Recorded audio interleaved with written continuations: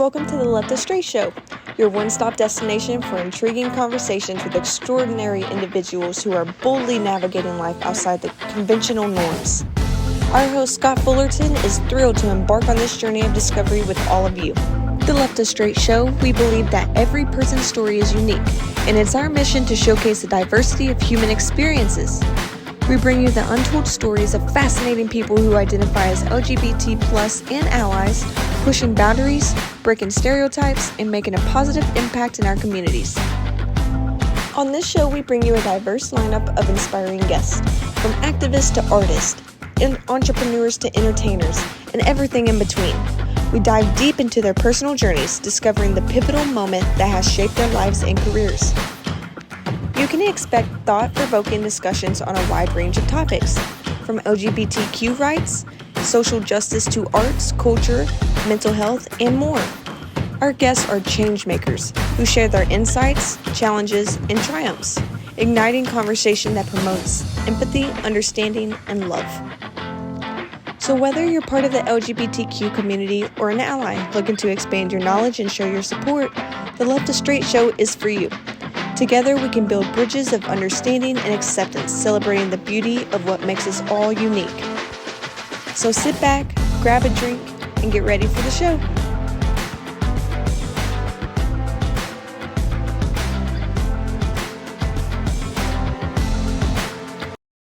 Well, hello, listeners, and welcome back to the Str8 Show, your go-to source for all things entertainment, foodies, music, books, and advocacy for our LGBTQ community and our straight allies.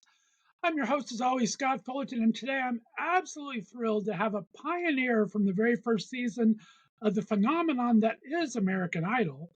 Not only did he stand out with his impeccable voice, but he has also proudly represented our LGBT community since then, sharing his life publicly and just giving it all to us. And I appreciate that so much. From glitzy stages of reality television to the dynamic worlds of music, and even a side trip into the movie making land, Jim Verraros has been on my radar for a long time, and I'm so glad to finally get a chance to chat with him.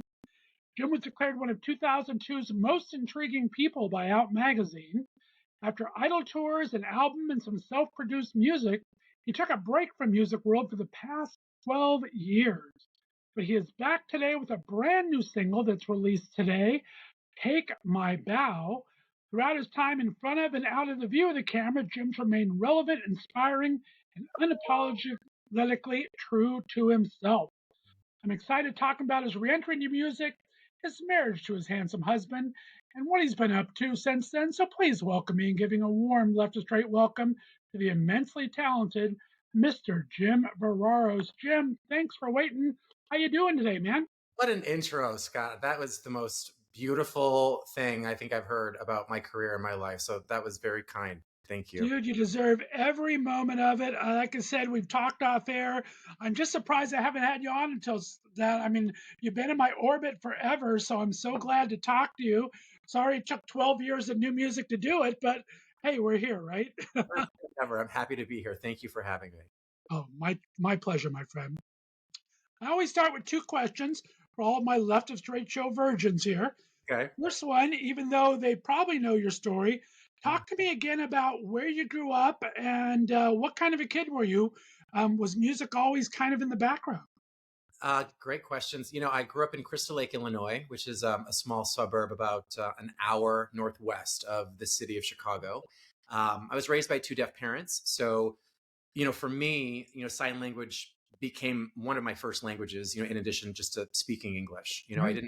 I didn't grow up in a musical world because both of my parents were both deaf. A lot of times we grow up inspired by who our parents love, and so for me it was very organic and it was really grassroots. And I found myself really loving a lot of soulful, singers. I loved George Michael. I loved Michael Bolton, Luther Vandross, Diana Ross, Whitney, Mariah, all of those, powerhouse vocals. I just was so enamored by that talent. And so growing up, I spent a lot of time doing musical theater. My first production was when I was 7 years old. And then I got a theater scholarship to Monmouth College. and was probably one of the few colleges that would take me based on my terrible academic background. But at that point, it was smaller than my high school. And so for me, I really felt, growing up in such a small town, that I really, craved diversity. I wanted to be around the singers and the actors and the dancers. And so a gut feeling just said, Jim, I think you should leave, get out of the school, and it's a great school. So I transferred to Columbia, which is a great art school here in the city in Chicago, and kind of took the musical theater route there and vocal performance. And then Idol auditions happened shortly after that first semester. That is awesome. And like I said in the intro, you've been such a great advocate for our LGBTQ cause. I mean, you came out shortly after Idol on the tour, I believe. When did you kind of first come out to yourself, and where do you feel you finally kind of found your LGBTQ tribe? I think that for all of us, we always know we're a little different. And I think, we get to that point at a different journey, but you know that you're different. And so I think I sort of came to terms, it was probably right after high school. I think maybe even during high school, but I told my mother when I was 18, and I told her to keep it a secret from my father. Growing up with him, it was not great, but because of his background, I think that had a lot to do with it. He grew up hard of hearing, came from Greece when he was 3. So I think there was very much that machismo, carry the family name, and be this very strong, masculine, um, you know, uh, sort of man. And so I think when he realized at a very young age I wasn't going to play sports, I wasn't going to be that son that I think I ideally wanted. Our relationship just became very surface level. And so I had my mom just quiet for a year until I was ready. And then we went on tour. And so the last stop on the tour, we were in Seattle, and my parents flew out to be a part of that last, show. And that was when I came out to my dad. We were sitting in a hotel room at the W, and I felt felt fancy, because I had bought them, room service, and I felt very empowered and very sort of confident in that moment. And I told him. And so and that was just when I was 19. So everyone's journey is different. My relationship between my two parents are very different. So um, I sort of had to keep things Right. separate for a while. I understand, but obviously, I mean, it healed. I remember, I think I read that he even stood up for you your first marriage or anything. I think he was like, so, I mean, obviously that turned around. You guys have grown a lot closer since then.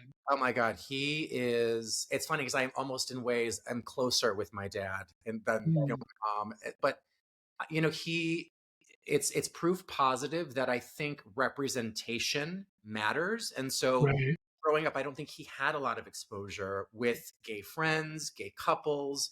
And so I think the fact that he saw it be very natural and very normal in his eyes Right. really got him to come around. And so, obviously that first marriage ended in 2017, but he's been nothing but incredible since then. So I'm very grateful.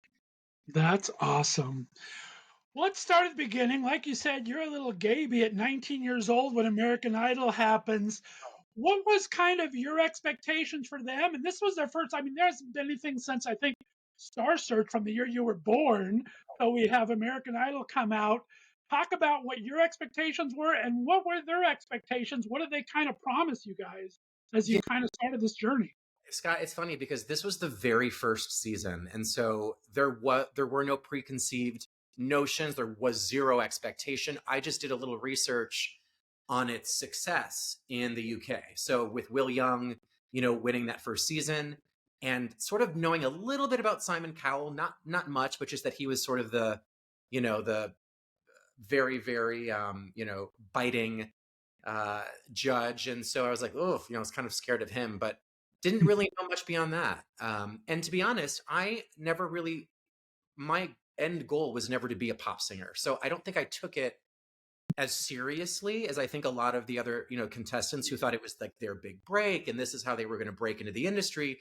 I really just enjoyed meeting people and hearing these insanely amazing, talented people that no one gets to even see unless you obviously, you move on in the competition. But even when you first get to Hollywood, which is not really Hollywood, it's Pasadena, okay? They you just meet all of these incredible people, and they're just they don't get the exposure that they deserve. And so I felt a lot of guilt, just because I felt I was nowhere near as talented as a lot of these people were. Mm, And I think that for a long time it I sort of had, um just I just felt very imposter syndrome. Like, you mm, shouldn't be here, you're not that good, you don't even want it that bad. And so I just leaned into it and loved the relationships. Like, I loved the contestants, and like everyone is so amazing. And I was like, oh my God, I would sing with any of these people. Like, they're just unlike it's like the best of the best in the entire country coming into one room, and you're like, oh my God. So I think as I got forward in the competition, I was up for anything. I was just like, game on. Oh, you're going on tour? Amazing. Like, oh, you're gonna be in a Ford Focus commercial? Great. You're gonna be on an album, so get in the studio and sing Easy by the Commodores, and you get, 45 minutes to do it. And I was like, okay. And I was just very like, let's do this, let's go with the flow. And I think, looking back, the best part of all of this was the tour, because I think it allowed us to really be ourselves, and there weren't judges sort of, being like, that wasn't very good, or like, I think it just allowed us to connect with the people that had been with us the whole time. It's like this instant fan base that you're getting, and you're so lucky to have that, because it takes so long to right. achieve that in any other way. So it is such a gift to anybody that can get on that show and make something of it. And like you'd mentioned, like, David Hernandez, who I adore, he's been at this for, as long as I have, and he's able to still, make an incredibly successful career out of it. Michaela Gordon, David Archuleta, and Adore Delano, who, is just incredible. Just all of these idols are still doing so well years and years after. So, I look back with nothing but love and just gratitude, because, I think when I did it, I was so young. And I think too, and I've had a couple of conversations about this, Scott. I think if my career started 10 years later, like if I had started just a little later, I would have had a better shot. I think in that time, we didn't have queer representation, so I came Mm, out publicly at 19, before I really had a chance to kind of have a career. Um, and had it just been a little later, I felt like the stars probably would have aligned a little better, and I could have had a manager or an agent that knew exactly what to do, and where to put me, and what, roles to put me in front of. And I just feel like people just weren't ready. And I don't think, right. and I think that Well, that's, that makes total sense to me. I mean, I totally understand that. And talk about it, it had to be some kind of a learning experience too, because obviously you're going to school for music or theater, but now you have professional backup bands and professional voice coaches and things like that. And you're kind of having to learn on the fly how to do this professionally. That had to be quite an education at that time. Like you said, no one knew what you were jumping into at the time, right? well, don't forget too, we didn't have professional coaches, and we didn't have professional bands that came like top five. So like, we were singing to track for a long Gosh, time, because we didn't have the money. Like, we didn't have the budget to I afford did certain not equipment. realize that. We didn't have any of it. Like, we just had a guy playing on a keyboard, when you were in Hollywood, and then it was to track. So I think when they started big band, when Kelly was doing stuff like that there, that was when they're actually, I think they had a live band. So Okay.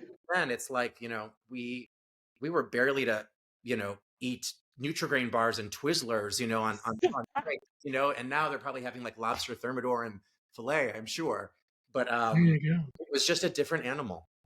Gotcha. I'm very fuzzy on my trivia, obviously. I remember it as the glory days. How funny that is. Yeah. And talk about, I mean, were you able to grow a thick skin pretty? I mean, Simon was a little harsh, I remember. I remember there was talk about a judge's elimination. I remember there was all sorts of Yeah. drama going on behind the scenes. How were you as a 19-year-old able to cope with that? Did you have a thick skin pretty quickly, or? I didn't cope well. I pretended, and I think I sort of adapted the motto of fake it till you make it, and just I went very numb and just, I think it's really tough for anyone to sort of go through this because, especially when you have the no expectation perspective, to be thrust and then ended up being on the cover of TV Guide. I was very, Right. um, no one tells you how to do this. No one tells you how to navigate this, how to deal with your emotions and what those mean, triggers, trauma. I mean, we're talking about mental health like so much now. It's like so commonplace, and I love that we're in that space now. But I didn't have a therapist when I was Right. 19. Now they have them. I think now, like on set at American Idol, which is great. But no one really tells you how to navigate it. And Right. then you get off the show and you finish the tour and you're on this high and you're like, what's next, and Kelly is taking off and Justin's got his album's about to come out, and Tamira just gets signed, and you're looking on with like pride with your fellow friends, and they're doing really well, and then you have to sort of ask yourself, like, what does success look like for me, and do I Mhm. have an equal opportunity at it? And so I think I ended up working in a tanning salon to like pay the bills, like maybe like 3 or 4 months later, and then they're on the next season. So it's really hard to kind of carve that niche out, particularly as an openly gay, you know, Right. American pop singer. There really wasn't a lot of sort of let's follow this route for Jim. It wasn't. I didn't really have that. So Right. I think it was very like let's fly by the seat of our pants and like throw things at the wall and just see what sticks. Right. And we have so much reality TV now that we're seeing all these kind of everyone puts everyone into a certain place. And so they really concentrated on your parents' deafness and tried to kind of go that route for you. How did they feel about that? Were they okay? Did anyone feel kind of exploited at all, or did you feel good about it? No, honestly, there's always a positive that comes out of those things. And I think what it does is it educates, and I think for the deaf community, like we don't see a lot of that in music. And Right. so I think that, and I love, even the success of Coda, obviously like an Oscar winning, movie, and Yeah. that's very much my life. Um, it brings awareness, and I think it's interesting to understand how deaf people, uh, react to music because they do. It's just in a different way, right? So my Right. father, when I would be recording my music, I would, send him a song or I'd play it for him, and he'd crank up the bass just so we could like feel the tempo and feel the vibration. I love And that. so it's very interesting, but my parents, I think, were just more grateful, and I think they were just like, wow, our son is successful, right, in their mind. And I think that it was a great time to shine a light on deaf people and what music means to I that love community, you know. I'm glad it was so positive. And talk about you kind of made a brief allusion to it. I mean, you had a different song picked. Oh yeah. Kelly wanted it. You ended up taking Easy.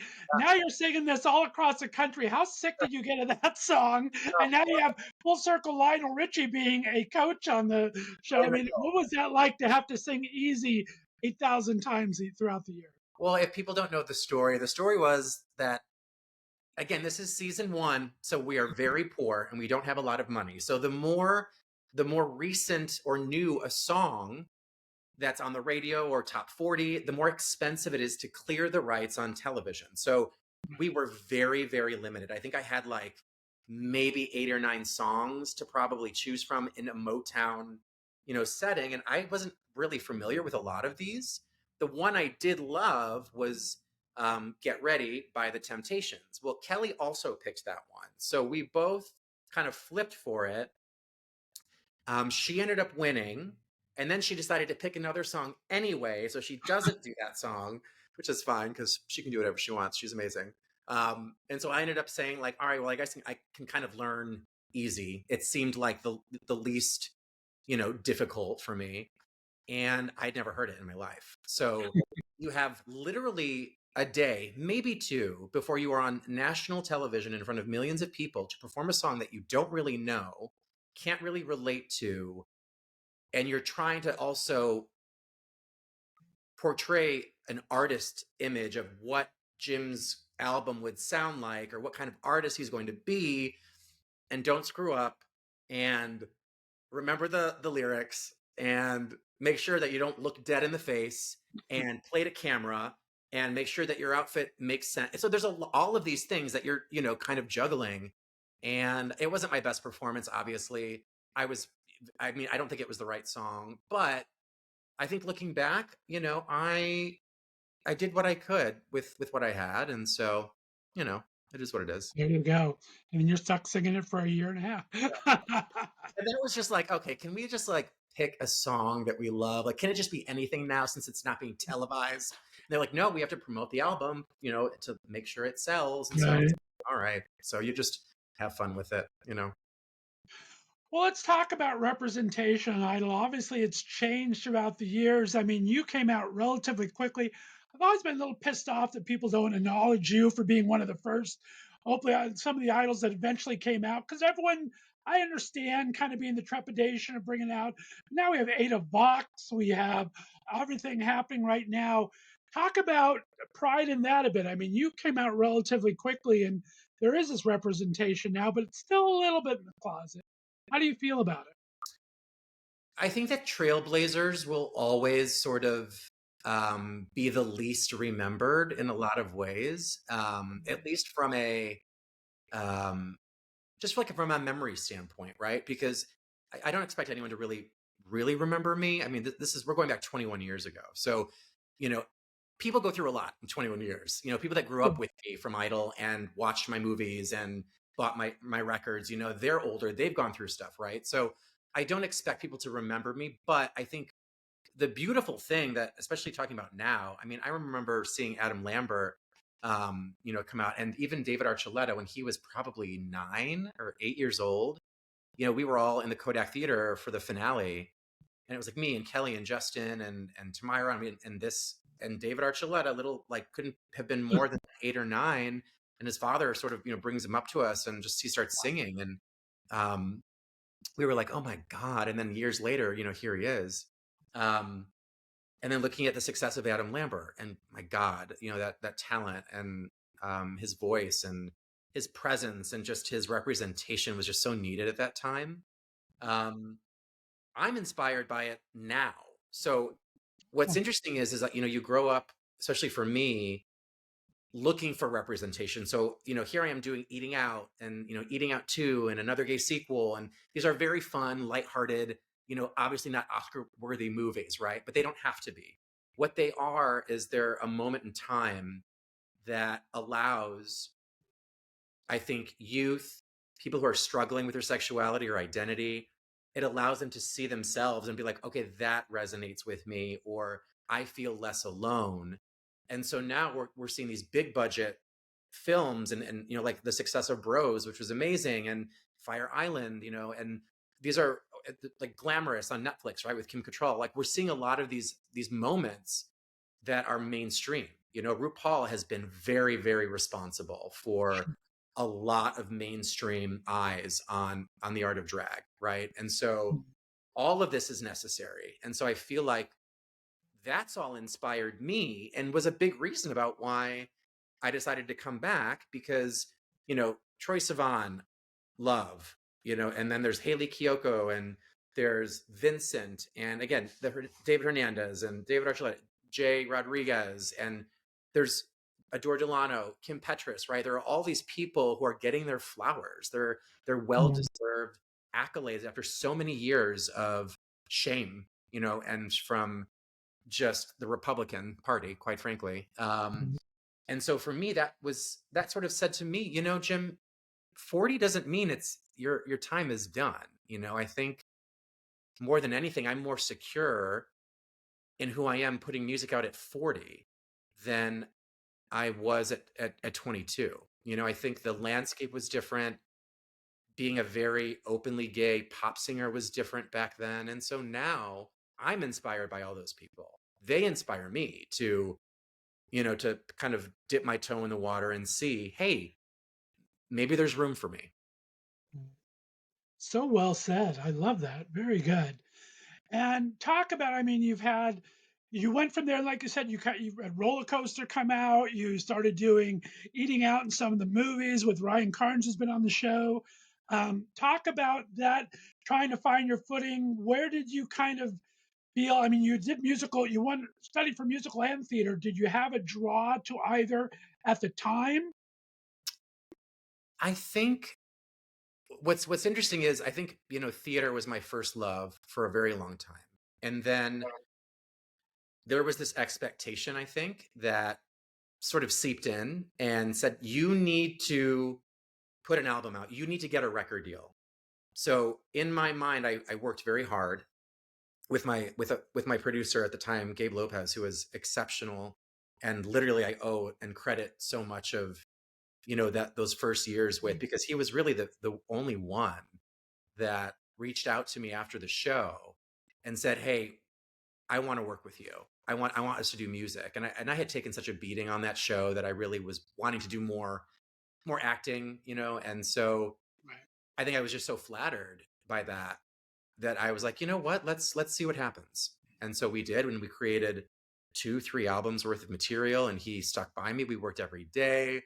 We worked, and he never charged me. He spent so much of his time investing in me and our project.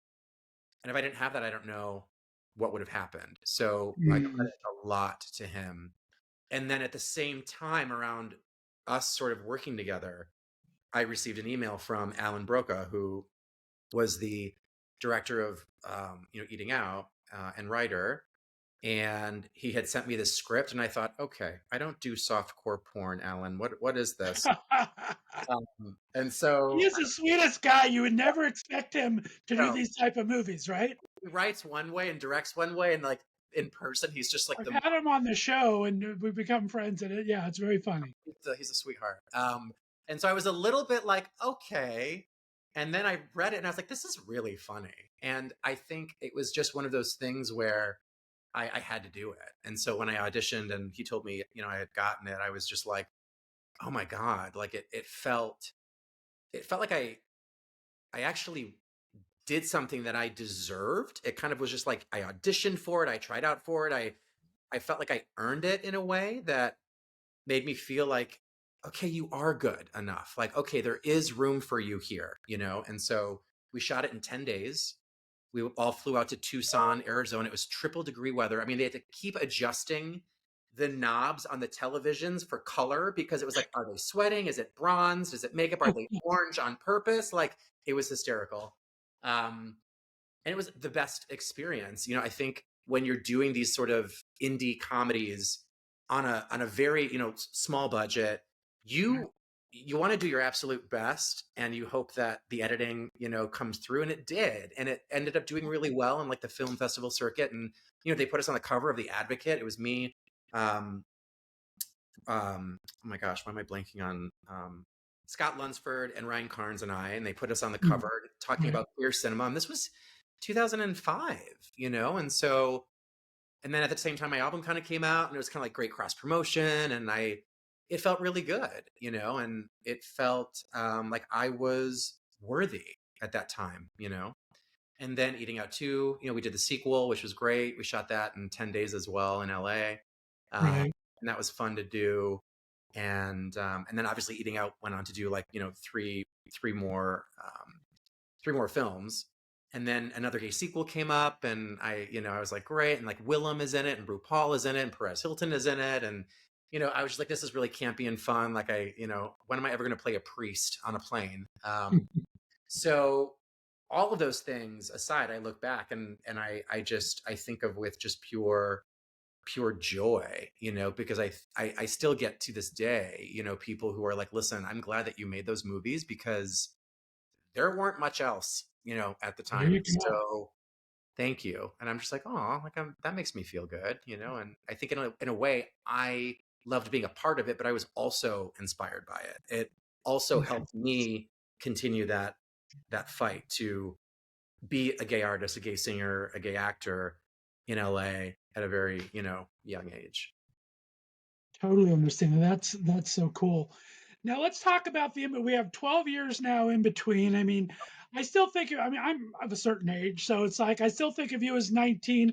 I Please do. mean, I Keep that. forget about your age, but it's like, yeah, I think you met your first husband on MySpace, so that kind of dates both of us, right? And Yeah. now you have your fantastic and gorgeous husband, Shawn Michael. Talk about this in between time. How did you keep yourself occupied, and what really were you always kind of having that itch to go back, or talk about what was the downtime like for you? Yeah, I I don't think that ever truly leaves you. If you are a creative at all in any space, I think that that's always a part of you. And you're always going to get the itch. Now, do you want to scratch that itch? That's the question. And so, I think with my ex-husband, he had a very successful company, and so at the time I was kind of leaving the industry, and so I sort of connected with what he was doing, which was the wedding industry. And so, I got very involved in that company, and it was very fun, and got to go to New York Bridal Fashion Week and meet with designers. And it became sort of like my baby was like the fashion part of the show. And so but of course it becomes very tumultuous when you work with your partner. I would never recommend it. It's not good. But my ex-husband was 17 years older than me. So, and I'm very transparent about this because no regrets, and it just didn't work out. And I don't hold any ill will towards him. In fact, I hope that he's super happy. um but when you meet your partner and you're 22 and they're 39, if you fast forward that 10 years, you're in very different places. And so I think I was sort of you know very outgoing and outspoken, and I wanted to meet people. And and I think he just sort of wanted to sort of slow down a little bit. And so and that happens sometimes. So we were together for 11 years, and it wasn't all bad. But it just wasn't enough to sustain right, a healthy relationship. So I ended up transitioning into retail. For I managed a bridal boutique in Chicago for almost 2 years. And I had already built those relationships with those designers. So it just sort of made sense for me to kind of get into the retail space. But then it just became very sad. Bridal is very psychological when it comes to, there's so many stressors when it comes to being a bride, right? Right. Um, and it's the dress. It's the most. You're never look better than this one day in your entire life. And there's this perfection expectation. Not to mention social media with everyone blowing 100 grand on a wedding. And you're like, oh, I wish I had that, and people going into debt and blah blah blah blah. So I think that there are a lot of um, outside influences and making a dress selection where I'd have that bride in the dressing room, and she and I would be very close. I'd be zipping her up, and she'd be like, "Oh my God, I love it." And I'm like, "I know you love it because you told me what you wanted and I got it." And so then she would come out to her mother and her sister and her best friend, and it was a free for all. And it was like, let's just critique you and talk about why we don't like it. I'm like, no, no, no, no, no. You're not wearing this dress. Like, none of what you say matters. Like, nobody cares. So shut up and leave my store, because I cannot have you drag this bride down when I know she loved this dress before she stepped out here. So it was a lot of that going on. And not everything was like that. I mean, there were a lot of beautiful moments, and there were moments where I was so happy to be a part of, families and bride sisters bringing, their, so there's a lot of, celebratory moments. But I just think for me, I couldn't, I wanted to fight and be a cheerleader. And I think that it was the one time where I couldn't win. And so it made me sad, I think. And so I kind of transitioned out of that and got into recruiting. I met my current husband, Sean, on Tinder. And full disclosure, I wasn't really looking. I think for me it was like, What happens? am I still attractive? Like I've been in a marriage for 11 years, and you look for attention, and you want to feel good about yourself. And then he just came out of nowhere, and I harbored so much guilt because it was so soon after my divorce that then I thought, you know what? Fuck it. There's no blueprint on how to get over a marriage. It's just everyone handles it in a different way. And so try to approach it as best as you can. So he came out of nowhere. And, and I think, after that second time, okay, this isn't just, a Yeah. one-time thing. So Sean and I got married in Mexico last year. It was beautiful. We had a 48 person wedding. Everyone wore white. We wore color, and it was beautiful. It was exactly how it was supposed to be. And there was a rainbow because it rained right up until our ceremony. And then the rain stopped. And then there was a double like rainbow for our ceremony. And I thought, well, okay, like if that's not God saying, I bless this union, like I don't know what would. And so we've been together almost 6 years. So um, You are both absolutely gorgeous. I mean, and it looks like you're still so in love, which I love. But the thing I kind of had in my mind, what was the difference? I mean, you met your first husband back in like 2005, so you're still kind of post idol. uh, Now you've been out of the business for maybe 5 years or so. Was it a whole different relationship with Sean? Were you able to kind of be just Jim back then, or how was that? I don't think it played as much of a factor. I think that, I mean, he knew my history and all of that, but Sean's also very musically inclined. So he actually can also sing quite well. He will never own up to it, but it is true. Actually, I remember the first time we met and I was going through his house and I saw this DJ set up, so he can also like, sort of spin some vinyl and all of that. And I was like, okay, like now, I loved having that with him because we could talk about things, and he could expose me to music that I like really wasn't familiar with. And there's a lot of, just artists that I never really thought about. And so it was a beautiful sort of connection. And, I think Sean too has an ability to have fun, and he knows how to compartmentalize the stresses in life, the stresses at work. And when he's out to have fun, like that's what you get. You get this person who is like literally, just a blast. And I think that's how he wants other people to be when you're having fun. I'm more in my head a lot. And so I'm always thinking. And so he'll always say, like, Jim, have fun. Like, just let go. We're not at work. We're not anywhere else. Like, and I'm just like, yeah. Like, you're right. You're right. So he's the perfect balance because he's a Leo, but he's very much the rock. He's the constant. He is unflappable. Like, he's just solid always. And so for me, I'm not. So it's a nice balance because he reminds me and he teaches me about what's worth your time and what's worth your energy and what's not. So I'm not perfect, but having him next to me helps tremendously. There you go. Nobody is, brother. And like I said, your love guy exudes. I've been kind of checking back previous Instagram. I'm following you for a year or so now, but I kind of looked at the previous before that, and you can just see the love in each of your eyes. So I love that.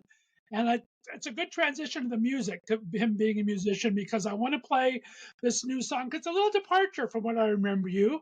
I want to And explain that, and then I want to hear why you say that. So I will tell you that in just a couple seconds. Let's go ahead. This is Take a Bow from my very extra special guest today, Mr. Jim Verraros. You're listening to the Left of Straight show right here on the Left of Straight Radio Network. We'll be back on the other side. Enjoy the listen.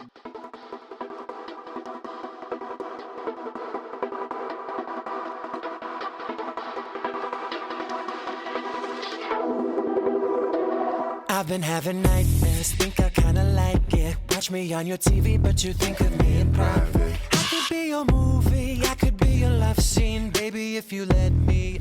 Oh, I could be your starlet, I could be your harlot, I could be the skeleton you're keeping in your closet. I could be your dirty, dirty little secret, baby, can you keep it? Oh, my skin is thick enough, I don't have to fake it. So if you want it, baby, then come fucking take it. Cause I'm all yours, I'm ready to go.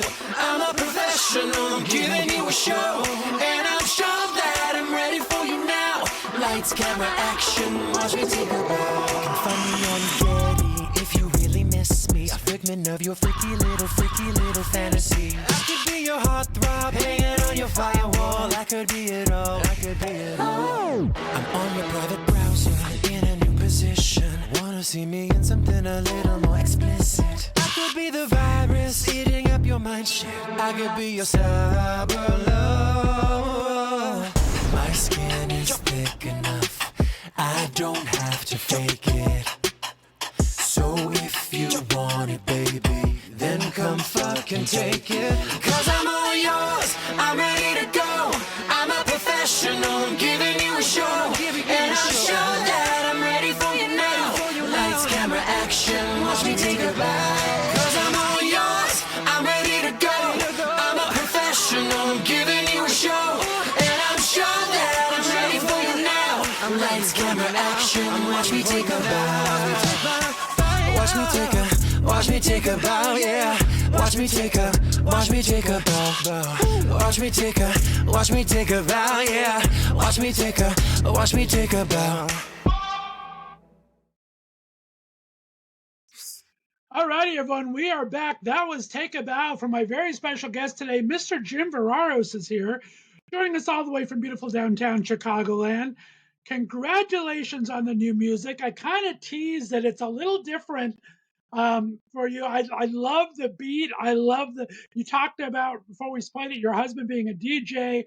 I can feel that kind of new music vibe to it. It's got just this really rock and rhythm to it. I honestly forgot. I mean, you're such, like I said, I think of you as a 19-year-old, and now you're this big manly man. And I was surprised how much range you have. You're kind of up there. You can take your falsetto pretty well. I was just really impressed with everything on it. Oh, Talk about making this music. thank you so much. I'm so glad you like it. Scott, the funny thing is that I believe in timing, and I believe that, things happen for a reason. I know that sounds very cheesy, but I do think there's a lot of truth behind that. I've wanted to get back to it for a while, and maybe it's because I have a husband who's very musical as well, and maybe music is such a big part of our relationship. We'll have dinner, and Sean will always put on the speaker, and we'll listen to something in the background always, right? So, and that sort of got me thinking, like, if I did something now, what would I want it to sound like? What would I want to say? And we're living in such a shit time with our community and how we're being looked at, and just the constant misinformation and the constant lies. And obviously this is nothing new for our community. We've done this and we've gone through this before. But what it does, and Fox News, I think, is pretty much at the helm of this, and should be held liable. But when you continuously drill a message, positive or negative, to a very low educated group of people, they will take it as fact without doing any other additional research, or I'm not talking about YouTube as research. I'm talking about just factual digging.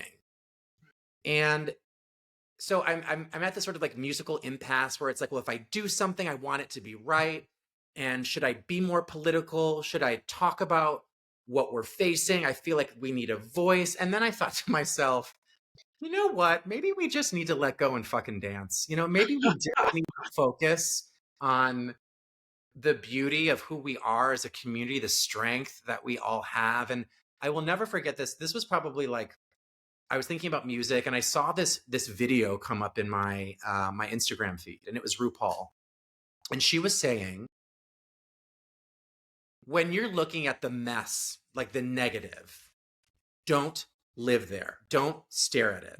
Because if you do, that will kind of control your world. Whereas if you just focus on what the joys in your life and what you can bring to the world artistically, or what brings you happiness, that's all we can do.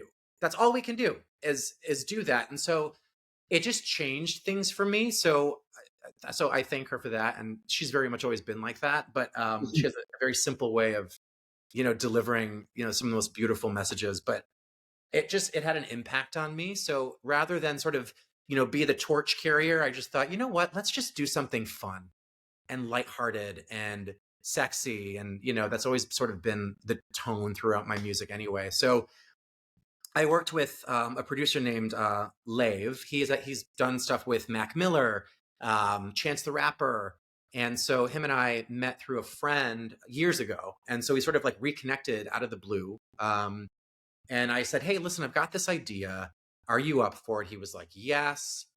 sent 3 tracks over to me, and we sort of talked about, the sound. And he's like, what are you thinking? And I said, well, I love Tove Lo, I love Dua Lipa, I love Troye Sivan, I love a lot of more darker kind of pop artists. And he was like, great. So he sent me 3 sort of rough tracks to kind of build off of. And so one just stood out to me, and it was the track that we just played, and I loved the darkness to it, and the fact that it felt empty but full at the same time. It's not overproduced. There's not like a lot going on, but there's an edge and there's a sexiness to it. And I also wanted to think about a song that could be remixed, and remixed really, really well into a ton of different genres. So I met an incredible queer songwriter through a vocal coach that I was working with, and he's 23, a baby, a gaby, if you will.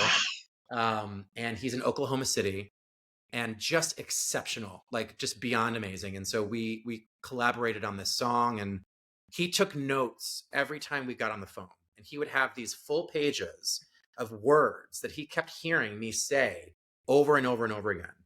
And he would say, Jim, you said the word control 14 times today during this session. Did you know that? And I was like, no, I did not. So he's that kind of person. So 23, but beyond wise, for his years. So it just came so natural. And then once the song was done, I was like, that's it. Like, this is it. So Lev flew in from LA to Chicago, and we, recorded it in a studio here. And I loved it. I loved how it felt. I loved how it felt like a natural sort of, I don't know, like a rebirth in a way, but sort of also paying homage to what I did. It feels very nostalgic, but fresh. It's a very weird combination. And I feel like if people ask me, I'll usually say, well, it's sort of like if The Weeknd and Britney had a love child. That's kind of what it sounds like. I don't know if that's like accurate, but that's like what I think it sounds like. But No. It's just fun. It's just, there's a lot of double entendres if you listen to the lyrics. Like, it's very like, I'm not ready. I wasn't ready for you then, but I'm ready for you now.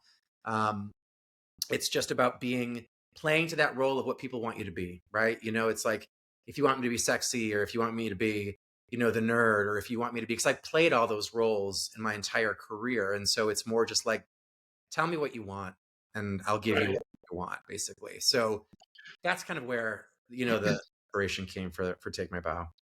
Well, it's fantastic, and I love hearing about an up-and-coming singer-songwriter like that. Yeah. That's kind of awesome. 23 years old, we got a lot to Yeah. look forward to there. We can learn so much too. Like, I just turned 40 in February, so he's 23, so he's got this world of knowledge and this this exposure to a base that I don't have and I don't know. And so he's taught me a lot, and so I think we can all take inspiration from anyone. So it's been Talk about expectations going into. I mean, the music industry has changed so much in 21 years. Right now, it's all, I'll give you 3 cents for every 8,000 plays on Spotify, and but you don't really make any money off of that kind of thing.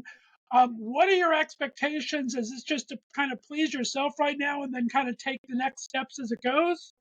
That's a pretty accurate way, I think, of putting it. I think for me right now, this is very much a hobby of sorts, and it's an expensive one. I will tell you that.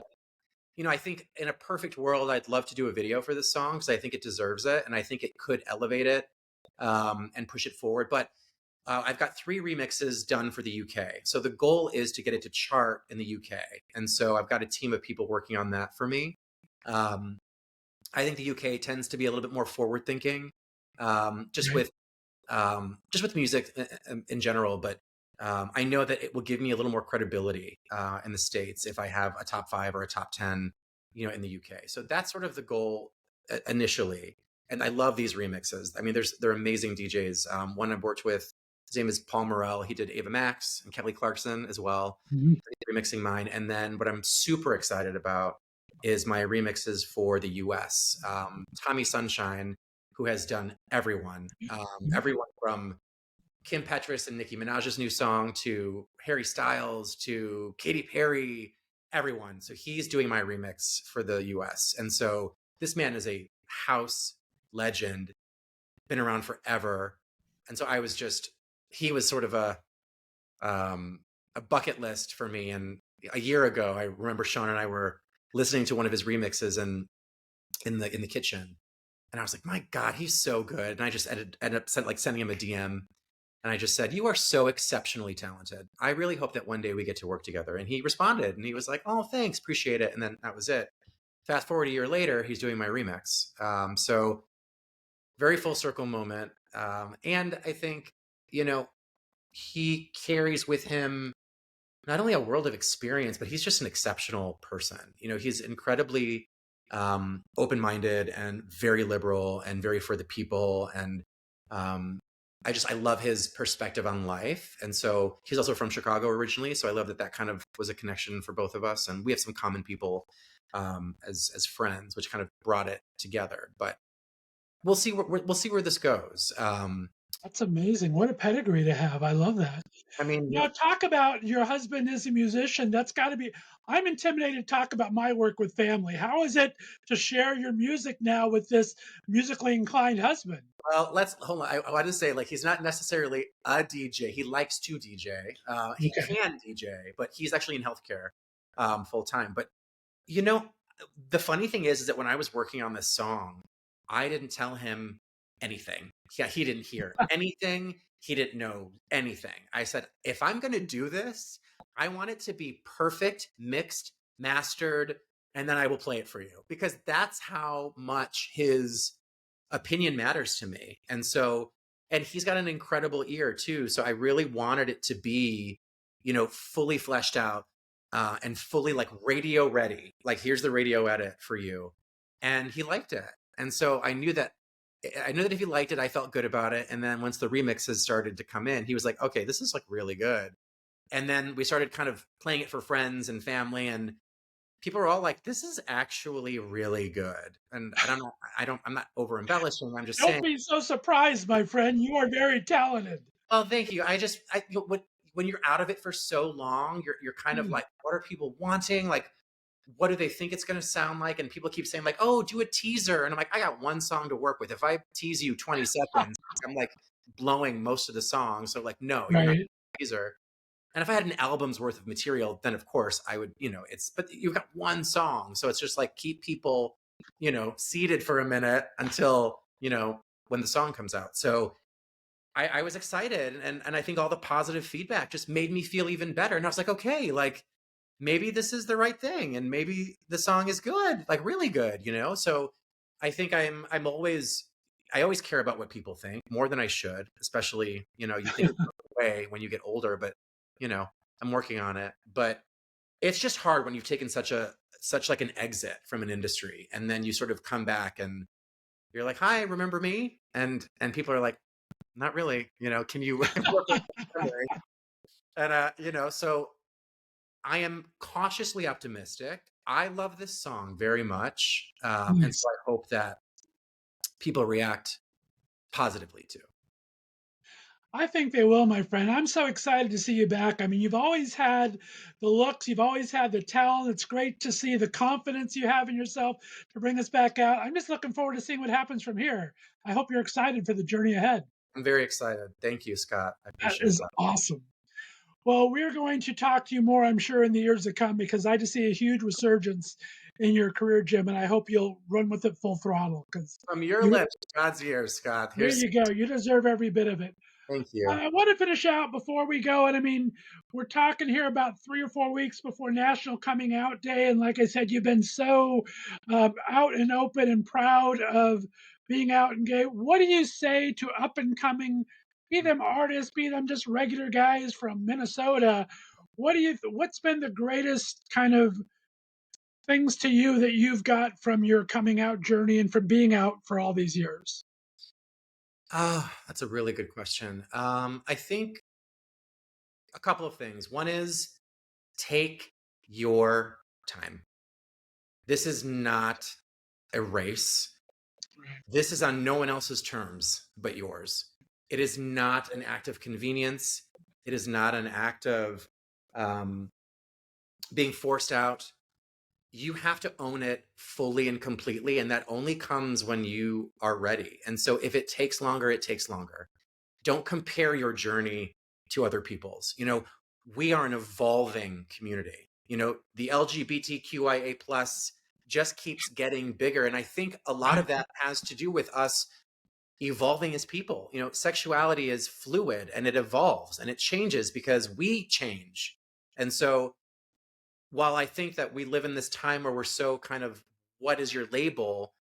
I think it needs to be a little bit more gray. I don't think it's as black and white as that. I think you sort of have to, I want us to get to a point in this country where it just doesn't matter whether you're dating a man or a woman or someone who's, non-binary or who can't identify with any, gender specifically. It's just, this is my person, so I say that because I just hear these stories about people just feeling like they have to because of some outside reason. And so I will say to you, no, take your time. The other thing is when you are ready to get there, you don't have to shout it from the rooftops. Pick your people wisely, and are those people sharing intimate things with you back? Because that's the relationship that you should have with people when you're going to disclose something very deep and very personal. So make sure that you're choosing very carefully who you disclose that to. Not everyone is at your corner, and they just aren't, and so just be careful and be cautious and choose wisely. And if you love that person, I like to use this analogy. Think of the friends that you have in your life, and then think about your home. In your bedroom, your very private sanctuary, that should be your other half, and that's it. Then you come down the stairs, then you've got your living room. Those are your really close friends. Those are your friends that you tell secrets to, that they share private things with you back. You see, fairly often. And then you've got your kitchen, right? And those are friends, maybe things you wouldn't probably disclose a lot of information to, but you'd hang out every once in a while. And then you've got your backyard. And those people you just run into, maybe have a drink with, nothing personal. Everyone doesn't fit in every room. So know that when you are sharing this very deep and personal, issue. That is some great advice. Thank you so much for sharing that. I appreciate it. Well, Jim Verraros, it is release day. It's Friday. I want you to say what's happening. What are you and hubby doing today? And then where can my listeners find this great new music? Oh my gosh. Well, I think I'm going to be praying that people like it. Number one, but number two, it's out everywhere on every platform. So Spotify, iTunes, Tidal, TikTok, anywhere and everywhere. I would appreciate all of your love and all of your support. If you love the song, let me know. I'm on Instagram, and I talk to everybody. So I would love to hear your thoughts, and thank you for being on this journey with me. My pleasure, and I'm sure my listeners' pleasure.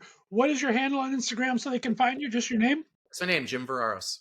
Super duper. We'll put it up on the screen there. Jim Verraros, like I said, I can't believe it's taken me 21 years to get you here, but I appreciate. I've only done the show for 8, but it's been great getting to know you. Congratulations on the new music. Thank you. Stay on the line for me, guys. We're going to have a special 5 questions with Jim next week. Be sure to look for that. If you haven't got this music yet, don't be a cheap ass. Go buy the single off Spotify. Go ahead and download it. It's a great bop. I'm enjoying it immensely. You guys have a great afternoon. Thanks for listening to Left to Straight Show. Have a great week, everyone. Bye-bye.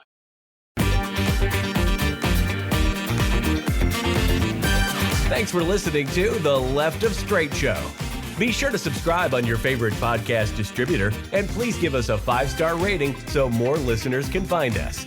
You can follow us on social media, and be sure to check out our website, www.leftofstraightradio.com, for contests and other news and information. See you next week.